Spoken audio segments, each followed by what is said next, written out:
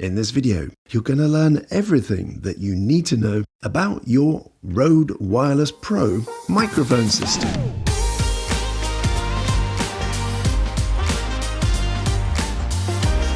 So this system is pretty simple to use straight out of the box. However, there are lots of settings that you can play around with to get the system working in the way that you want it to work, because you're probably going to want different setups for different projects. Everything comes packed in these two cases, and we got the usual 2 transmitters and 1 receiver. The case for these is also a charging case. In the other case, we've got a USB-C to USB-C cable. There's a USB-C to Lightning cable for older iPhones. There's also a 3.5mm TRS cable for connecting the receiver to a regular camera or audio recorder using a 3.5mm input. I don't know if they all come with this, but my one came with an extra cable, which is a high-performance USB-C to USB-C. And that's because not all USB-C cables are equal. Just like USB ports, some are faster than others. And this one can carry up to 5 GB per second for data transfer and 60 watts when it's used for charging. So we've got 2 Rode Lavalier 2 mics, which are actually pretty good quality. So you can buy these separately, and a single mic is in the sort of $90 to $100 range. So just as an extra here, you've got $180 worth of lav mics. And then there's wind protectors and clips for the lav mics. And there's these mini dead cat wind protectors. We've got 1 for each Rode transmitter and 1 for each lav mic. And these 2 magnetic clips allow you to attach the transmitters to your clothes. Before starting, I recommend that you fully charge your Rode devices. The charging case contains a battery, and that allows the case to charge the transmitters and receivers while they're in the case. So if the case battery is fully charged, it can deliver up to 2 full charges for the 3 devices. The receiver and transmitters each contain a battery that's capable of up to 7 hours of use when fully charged. So you can charge the devices by connecting them directly, but it's more convenient to place them in the charging case. And just make sure that the receiver is placed in the slot marked RX. So it's RX for receiver and TX for transmitters. When you connect a charging cable to the case, the blue light starts flashing and then flashes green. So you can charge the devices in the case with a cable powering the case. If you want to check how much power is left in the charging case battery, press the button beside the charging port. And you're going to get different colors depending on how much is left. Green is good, red is bad, that kind of thing. And flashing red means it's almost run out. The big light on the transmitters is green when the battery level is good. Then it's going to change color as it drains, so from green to yellow to red. The receiver has 3 battery level indicators on the left of the mini screen. So we've got top, there's the receiver, and then we've got the 2 transmitters below. So note that the transmitters are labeled 1 and 2 here. As soon as you remove the devices from the charging case, they automatically power on and connect to each other wirelessly. So the Rode Wireless Pro system uses a 2.4 GHz radio band, which is used by many other things, such as cordless telephones, Bluetooth and Wi-Fi. So the 3 devices, they're these little square blocks, and they do look pretty similar, but the receiver has a mini screen on it, so that's how you can tell the difference. The receiver connects to your camera or smartphone or whatever device you're using to record audio using a cable. So in this video, I'm just going to be using a smartphone, but the principle is basically the same. With a camera, you're more likely to be using the 3.5mm output rather than the USB-C. So this system allows you to pretty much unbox it, charge it, remove it from the case, and then just start recording right away, and you don't have to adjust any settings or anything. Each transmitter contains an internal mic, so you can just clip it to the person speaking. So just try to place it as close to their mouth as possible if you want to get the best quality and reduce the background noise. To make sure the receiver is receiving a signal from the transmitters, just make some noise and you can see that you're getting a level. Connect the receiver to your phone, your camera, or an audio recorder, and make sure you're getting a level on that device as well. And now you're ready, you can start recording. It's always a good idea to update the firmware to the latest version as soon as you can, and preferably before you start using the Wireless Pro.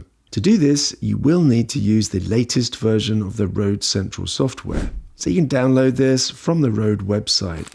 So when I did this, I actually connected each device separately, but actually you can simply connect the case with the devices in it, and now you get all of them together, and it's just easy to go through quickly and update the firmware. If there is new firmware available, you're going to see that on the left. Here it says Wireless Pro RX, and firmware installed is currently version 1.1.9. So click the red arrow and the new firmware is going to be installed. These transmitters are also mini all-in-one audio recording devices. You can record audio directly to the device without having to connect to the receiver. Each transmitter can record up to 40 hours of 32-bit float audio from this inbuilt microphone. So just long press the power button to turn it on if you need to, and then just press the record button. The transmitter is now going to start recording audio. The red record indicator light will go on. And to stop recording, just press the record button again. And of course, you can also plug in a lavalier and use it in the same way. And now you can connect your transmitter to a computer to retrieve the audio file. And you can either use the Rode Central software to do this, or you can just connect it directly. So I'm going to talk about how to do that later in this video. The transmitters and the receiver are labeled TX and RX respectively. So the transmitters are TX1 and TX2 and the receiver is RX. So if you take them out of the case, you can see that each port is labeled TX1, TX2 and RX. And you need to make sure that the receiver is going in this RX slot. When you remove the system from the case, it should automatically power itself on. And then to power off any Rode units, just long press the button on the bottom until the light goes off. And to power on, just long press the same button. When powered on, the Rode units should automatically connect. And at the top of each transmitter, there are two lights. We've got the record light and the connection light. And they're labeled here REC for record, and you've got the link symbol for the connection light. When it's connected, the connection light should now be solid blue. And in the receiver mini screen, you should now see an audio level coming through from both of the transmitters. So if I turn off the receiver, you can see that the blue connection indicator lights on the transmitters start blinking. And so they do this when they're not connected. So if you think it should be connected, but you see it blinking, then that's like a sort of warning sign. You know that it's not actually connected. Now, if I turn the transmitter back on, they should connect again. And they do. Now, if for some reason a transmitter becomes disconnected and you see that blue light flashing, even though the receiver is powered on, you might have strayed too far from the range of the wireless system, and then it might become disconnected. And if it doesn't reconnect automatically when you're back within range, then you can try to reconnect by short pressing the power button on the bottom once. So obviously don't long press it, otherwise you're going to power off the unit. A transmitter can be set to record audio that is either merged or split. And this is quite a key setting when recording from two microphones. So by default, the transmitter is set to record merged audio. In the mini screen, you're going to see an M by the receiver battery level. So what's the difference between merged and split? If you use merged, the audio from both mics is going to be mixed together. And if you use split, the audio is going to be separated. You're going to get one mic on the left channel and the other mic on the right channel. So the advantage of separating the audio is that you can work on each voice separately. So maybe one voice is coming out louder, or maybe it needs a different EQ. And if they're mixed, it's pretty much impossible to fix any sound issues that are coming from one mic. You might even get some kind of bad noise or distortion or brushing, like someone talking can accidentally brush on the mic, and that's going to affect both speakers, whereas if you have it separated, then only one of the audio tracks is going to be affected. But if you don't have time for all that, then using merged means that your audio is going to be mixed and it's ready to use right away. In safety mode, the audio from both mics is going to be merged and then put onto one channel. And then the same audio is going to be merged again and put onto the second channel, except this time it's going to be set to a lower level. So the safety channel is going to be minus 10 dB lower than the main channel. And when you're in safety mode, you're going to see on the receiver a little blue shield symbol with an M, which obviously stands for merged. And you can see that we still have the left and the right levels, but the bottom one is now 10 dB lower. So this means that you've got two versions of your audio set at different record levels. And if you get a sudden loud noise, you might find that the top level is overloading clipping, and you can tell if the audio is clipping if it starts to crackle. So this lower level recording acts as a kind of backup, and if you get clipping in the left channel, use the backup on the right channel. Now there's two ways to change this mode. The first way uses the two buttons that are below the mini screen on the receiver. So press them together until the screen changes. Press the left button to cycle through the modes, and you've got merged, split, and safety. And finally, press the right button to select that mode. So if you don't press the right button to confirm, it's just going to switch back to the first screen and it's not going to change anything. Another way to change modes is to connect the receiver to the Rode Central app and use that software. And I'm going to show you how to do that in a second.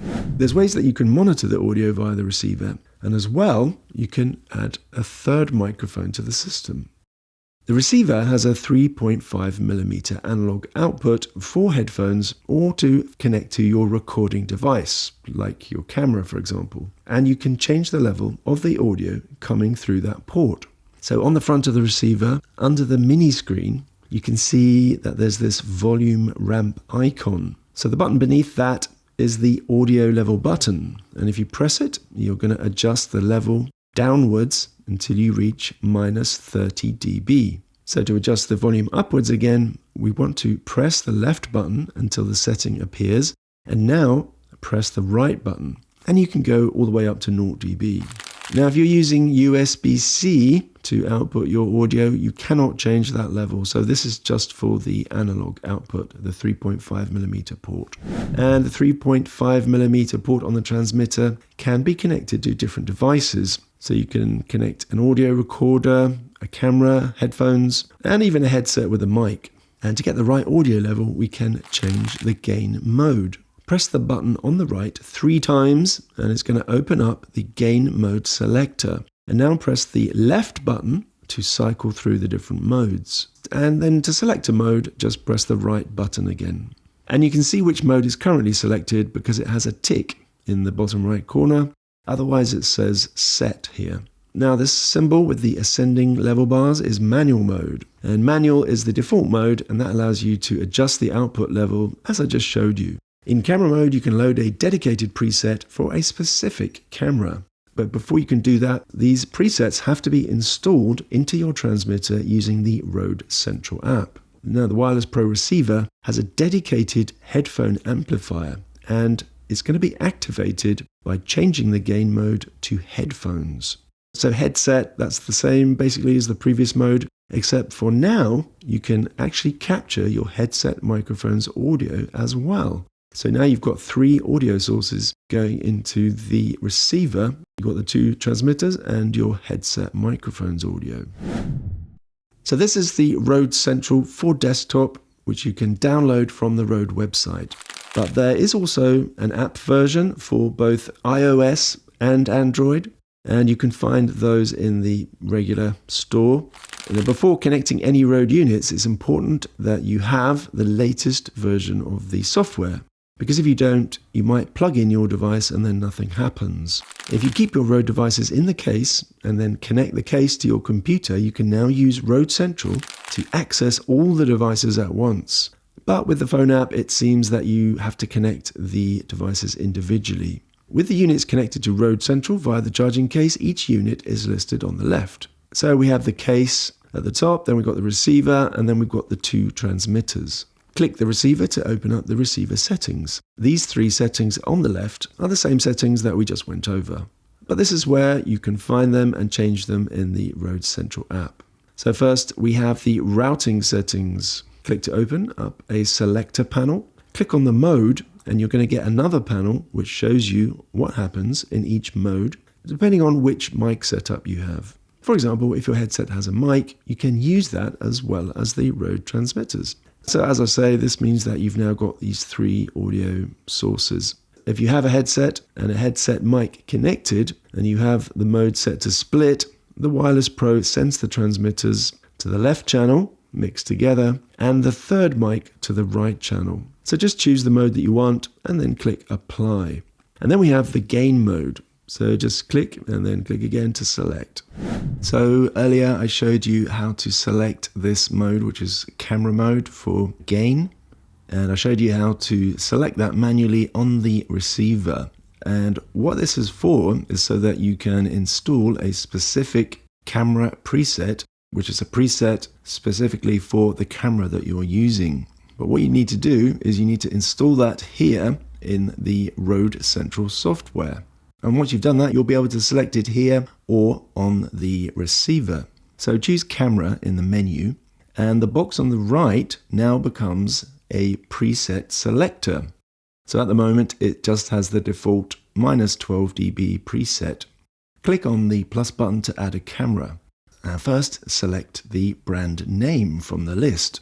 I'm just going to choose Blackmagic. And now I get the option of choosing between the 6K Pro, the 6K regular, and the 4K. So just choose the camera that you're going to connect to, and I'm just going to choose 6K Pro here. Then I'm going to click Next, and here Rode offers some extra information about connecting to the 6K Pro. So you can click that and have a look if you want to get that information. And finally, click Add. A preset for Blackmagic 6K Pro is now added to the receiver. And that preset is also going to appear in this box on the right. And if you want to remove these presets, you just click on it and then click Remove to remove it. Then now, if we have the gain mode set to camera on the receiver, we can press the left selector button on the bottom. And now you get to choose which preset to use. So you just press the right button to cycle through the options. Whichever of the presets that you've installed, they're all going to be here, and you can just cycle through. Right now, all I've got is the Rode default setting plus the 6K Pro setting. If I keep pressing this right button, it will just keep switching backwards and forwards. The third one is the gain level. So click the plus or minus button to raise or lower the output level. So the receiver's screen has a backlight, and you can set that to automatically dim after 10 seconds of inactivity. And this is just going to save a little bit of battery, or you might want to make it less obvious. So if you want to use that, just click it and switch to auto. The next button allows you to change what the circle with the line through it button does. The Rode O, we can call that. And this is the button on its own on the top of the receiver, and it's got that Rode O on it. By default, this is set to be a record button. So this basically allows you to start your connected transmitters recording onto their internal memory. Press the button, the red light goes on the transmitters, and also you get these red indicators on the mini screen on the receiver.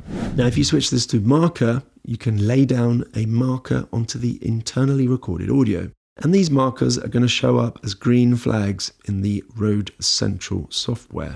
So by default, the Wireless Pro receiver is designed to automatically power on and off when the camera that it's connected to powers on and off. So as soon as it detects power from the camera, it powers on. And this means that if you have the Wireless Pro set up with your camera, you don't need to keep switching both the camera and the Rode on every time, because it's easy to switch on the camera and then forget to switch on the Wireless Pro. But if you don't want it to do this, you can switch it off here.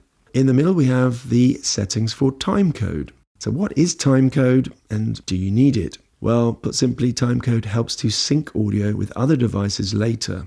For example, if you have multiple cameras and audio recorders and you want to be able to sync them all together when you're editing. So if you enable this, the Wireless Pro outputs timecode information as an audio signal. And if your camera accepts timecode, it's going to record this data into your video files directly. The receiver will automatically send timecode to the transmitters. So the recordings on your transmitters will have timecode baked into them, and then they should be perfectly synchronized. But you do need to record the timecode onto your camera or cameras so that your video files also have this sync information. So you're probably starting to guess that this is quite a complex process and probably needs a whole tutorial on its own. But as you can see, you can enable it and you can set the frame rate here. So that's going to be the same as your camera. And then just make sure that the real time is enabled. And after you enable it, you can choose from different modes. And for example, in mode 1, The audio signal from both transmitters will be mixed and then sent to the receiver output's left channel, while the timecode signal is going to be sent to the receiver output's right channel. And this is going to be via both the 3.5mm and the USB-C outputs. And you can see that there's various options here for different situations. And as I understand it, at the moment, only DaVinci Resolve supports using this. There are ways to use it in Premiere Pro and Final Cut Pro, but there's kind of workarounds. If we select a transmitter here on the left, we can now see any recordings contained within that transmitter. If we select a recording, we can play it. And this is where we're going to see any markers that we might have added while recording. If we click this cog button beneath the transmitter, we can switch between this page and the settings page for the transmitter. Okay, let's look at the transmitter settings so that you can set them up in a way that's best suited to your work. The first setting is Gain Assist, which is a mode which automatically sets the gain for you. So if the sound suddenly gets louder, Gain Assist will compensate and it's going to bring the audio level down. If it's quieter, it's going to bring the audio level up. By default, the Rode Wireless Pro uses the Auto Gain Assist mode. And this is going to be ideal for situations where the volume changes a lot, like interviews or your fast-paced shoots, or maybe unpredictable environments. And Auto mode aims for a more kind of smooth, consistent sound by automatically adjusting gain, and it's going to prevent any sudden jumps or drops in the volume. A similar kind of thing to what your smartphone does. On the other hand, the dynamic mode aims for a more natural sound by balancing levels and preserving some of the audio's dynamics. So in other words, it's going to be less compressed, it's going to be less squashed together, you're going to get more quieter moments and more louder moments, but it's still going to prevent it from going too quiet or going too loud. So this is a good choice for controlled recording settings, for example, like studios, podcast setups, those kind of situations. And dynamic mode allows the natural ebb and flow of the audio to come through. Like I say, it just sounds less compressed and it still maintains a good overall level. And if you switch this off, you can now adjust the gain manually in the box next to it. Remember that Gain Assist is only for external audio. Audio recorded internally to the transmitter is actually set to a fixed gain level.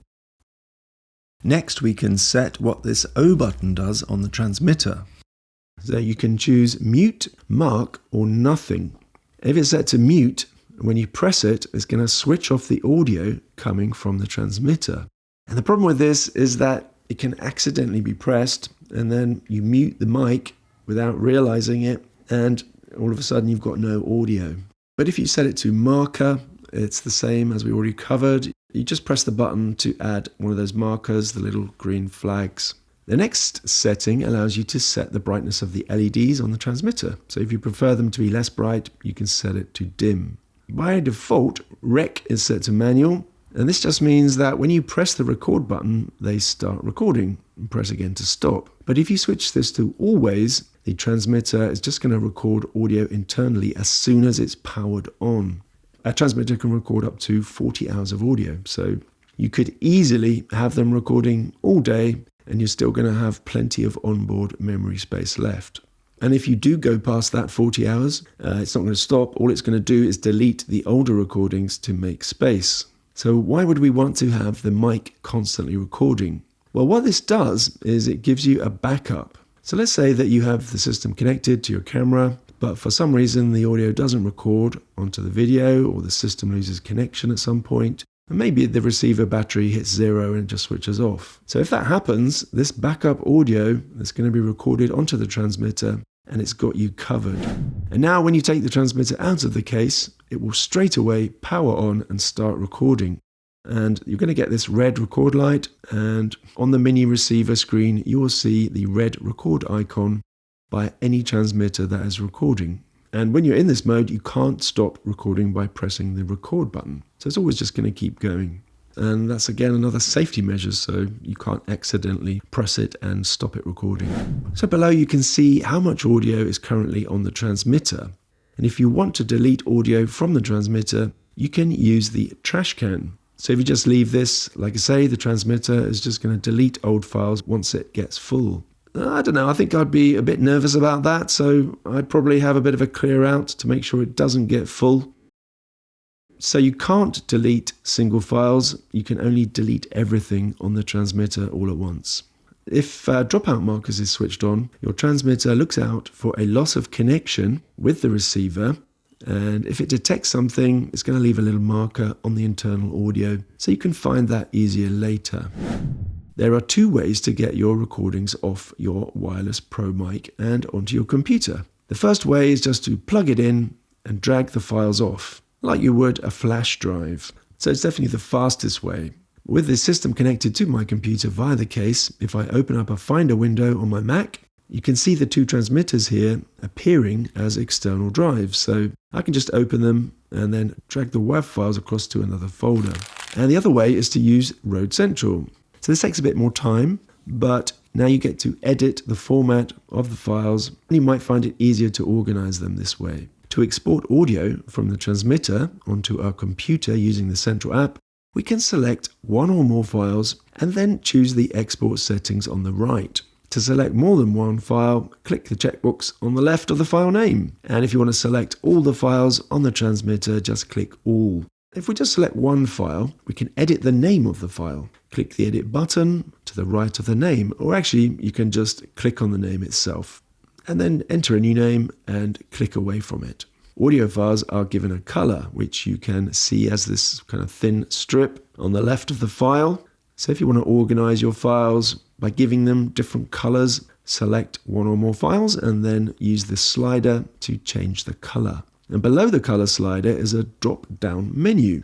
And this contains a series of presets for exporting your audio. And when you choose one, the properties of that preset are listed below. So these properties are grayed out and you can't edit them. But if you do want to edit these parameters, just choose Custom from the drop-down menu and now you can edit them. And there's also other presets here for things like Spotify and other platforms. Now, if you choose 32-bit float, you can adjust the volume of your recording later without losing any quality. And that's going to be helpful for situations where the sound might be uneven. And this is because 32-bit float can capture a much wider range of sound levels compared to lower bit depths like 16-bit. Now, normally, when an audio level passes 0 dB, the audio clips. And when you say clips, that just means that it makes a kind of crunchy noise. But with 32-bit float, it does not, because it can go past 0 dB. So the reason filmmakers and audio engineers get excited about 32-bit float is that it has this huge dynamic range compared to other audio formats. 24-bit audio, for example, can capture a dynamic range of up to 144.5 decibels. Meanwhile, 32-bit float can capture a range of up to 1,528 dB. So it's over 10 times the dynamic range. We can understand then why it's a great format for recording audio. But should we use it here when we export? Well, the reason to export 32-bit float audio here is so that we have the full range of audio for editing purposes. So whether you do export in that format here depends on how much editing you want to do to the audio. 32-bit float is compatible with most well-known editing programs. You can import 32-bit float files into Adobe Premiere Pro, Final Cut Pro, DaVinci Resolve, and so on. So you're probably going to need to normalize your 32-bit float audio within your editing software, and that is pretty easy to do. And you're going to need to do that because 32-bit float can go past 0 dB. But like I said, regular audio clips when it passes 0 dB. You know, your computer's sound card is going to clip at 0 dB, for example. So you need to normalize it and make sure that any levels that have been recorded over 0 dB are pushed down below 0 dB. So another slight downside is that 32-bit float files are about a third bigger than 24-bit files. Now, 24-bit audio is still excellent quality. CD audio is 16-bit, for example. So unless you really need all that 32-bit float dynamic range when editing, you might as well export 24-bit. And to export 24-bit audio, you just choose Custom from the drop-down menu, And then for bit depth, choose 24-bit PCM. And this setting is automatically going to normalize your 32-bit float files and then export them as 24-bit files ready for use. So I'm just going to show you how to use the Lavalier 2 mics with your Rode Wireless Pro. One mistake that you might make is just to plug the mic into the transmitter and start recording. So if you do that, you might find that you don't get any audio from the mic, or you just get the audio from the transmitter, from the inbuilt mic. And this is why. Now, if you look closer at the 3.5mm port on the transmitter, you're going to see that there's a thread here. And if you look closer at the plug of the Rode Lav mic, you will see this threaded brass ring. And what this brass ring does is fasten the mic to the transmitter so it can't accidentally be pulled out. But what you need to do is just twist this a few times to fasten it, because if you don't, well, one, the mic won't be secured, but also the plug might not go far enough into the socket, and so you don't get a connection. Now, if you don't want the bother of fastening this ring each time you plug and unplug it, then you just need to unscrew the brass ring to remove it from the microphone and then just store it away somewhere safe. And now the plug will go all the way in and you will get a proper connection, and you can just easily pull it in and out. So these mics come with these clips. The microphone part clips into the wider clip, and then you can make a loop and fasten the cable in the smaller clip. So this just helps to keep your cable healthy, and what I would call healthy. You know, because when I was younger, I was a professional sound engineer for about 20 years. And one of the things which gets us sound engineers really screaming inside is seeing non-engineers screwing cables into a ball or just like stuffing them randomly into a bag or something. Now, if you do that to any audio cable, it's not going to be long before the metal inside the cable fails. And then you're going to be wondering why your mic has developed a sort of crackle whenever you move it. And then eventually it's just not even going to work at all. So this is why you need to loop cables so that they're not twisted or buckled. You know, it's like if you bend metal over and over and it breaks. So the same thing happens to cables. So it's just a good idea to try and look after your cables if you want them to last a long time. And as well, just looping it here just helps to keep the cable nice and tidy and in place. These little bits of plastic can be used to give a mic a sort of label, like a color label. And this is just going to help you distinguish which is which. Because, you know, you might want to make sure that the same person uses the same transmitter each time. Then you're not going to get your audio mixed up. So you can also place the small wind protector over the mic. Or if you're outside and it's a bit windy, then you can use these bigger, fluffier ones.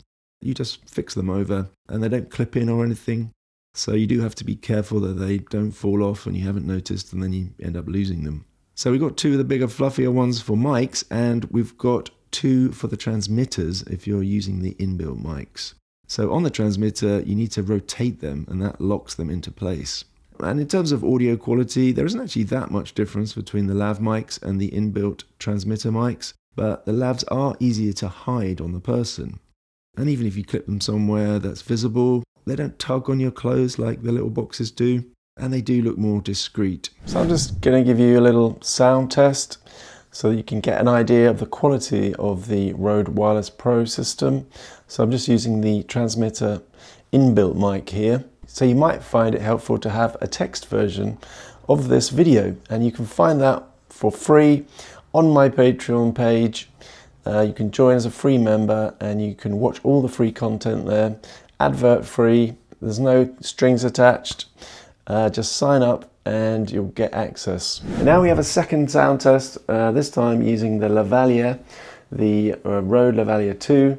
So you can get an idea of the difference in quality between the inbuilt mic on the transmitter and attaching a lavalier. Of course, you can always add a different lavalier. You don't have to use this one. You can use any lavalier with a 3.5mm plug. So that's it for this video. If you found it useful, please support this channel by joining me on Patreon. So you can sign up for free, or you can become a video creator pro.